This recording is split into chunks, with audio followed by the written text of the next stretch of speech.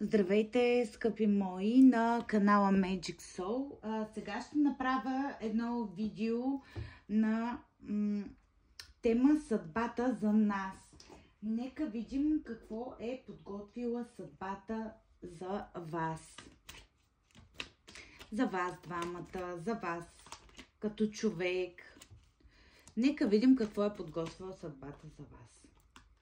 Съдбата за вас, мили мои, е подготвила едно изкушение.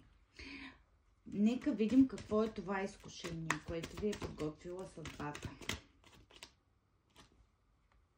На избор. Избор, който трябва да направите и трябва да направите напълно съзнателно, с така доста обмислено. Какво е подготвила съдбата? Съдбата е подготвила един рицар пентакли. Човек, който така да показва доста стабилност, всъщност вътре в себе си този човек да е много ранен. Много ранена душа, да е минал през много болки, да е минал много трудности в финансите, дори бих казала. Съдбата така е подготвила за вас един път, буквално или преносно, път към себе разбирането, път към това да преодолеем миналото. Това може да се случи благодарение на близък до вас човек или хора близки до вас. Това са вероятно ваши приятели, хора, които са били с вас през много от моментите във вашия живот. За вас предстои една мъдрост, едно извисяване, една магия, магията на живота, на това да получите повече информация от Вселената за вашия живот.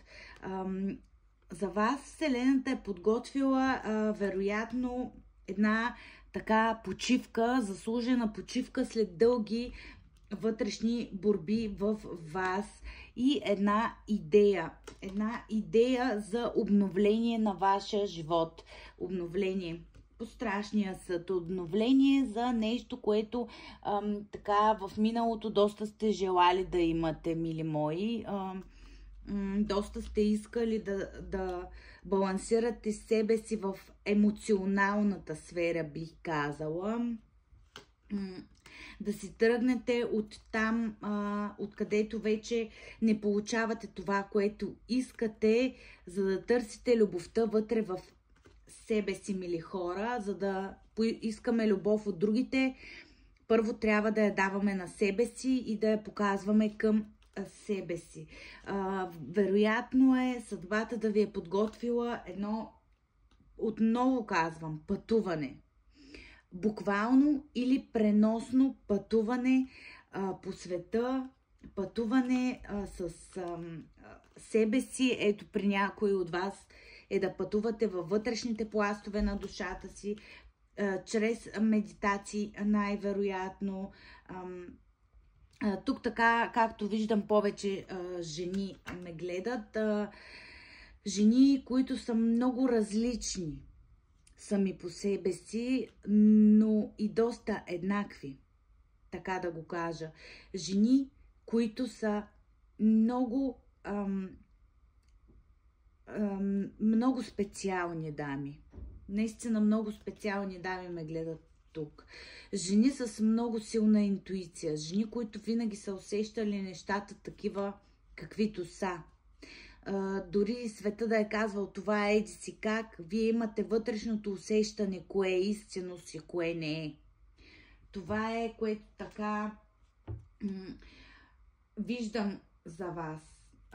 Много, много, много специфична енергия. И живели сте така доста трудни моменти вероятно с партньор до вас. Може и да сте загубили партньора си. Да, половинката си, човека, който е бил до вас. Нали, не е задължително, или да е имал някакъв такъв проблем в семейството. Възможни са също и финансови проблеми да сте имали в този момент. Просто какво следва след това? Какво следва след това? Енергията на новото, на започване на нещо ново. Много жени с много силна интуиция ме гледат тук. Определено специални жени. Жени, които имат идея, имат много остър ум. Стабилни жени. Силни жени. Изключителна енергия, мили мои. Изключителна енергия.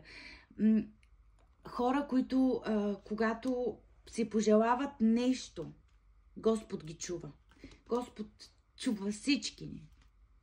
Наистина чува всички ни, но въпреки всичко има хора, които като си пожелаят нещо, то се сбъдва веднага, дори на мига. За взаимност, за чувства. Много така интересна енергия виждам тук при вас, мили мои. Надявам се, това е общо четене. Все пак енергията така да ви отговаря. Но бъдете силни, мили дами, бъдете жени най-напред. От всичкото показвайте вашата сила, защото нали, никак не искам някой мъж да се обиди, който ме гледа тук, но жените сме много силни. Наистина имаме една такава вътрешна сила, пък и държим повече на болка. Доказано е. Това е енергията, която виждам тук, мили мои. Ако, нали, все пак това е обща енергия, ако ви отговаря енергията, харесвайте, споделяйте, коментирайте. Ще се радвам много.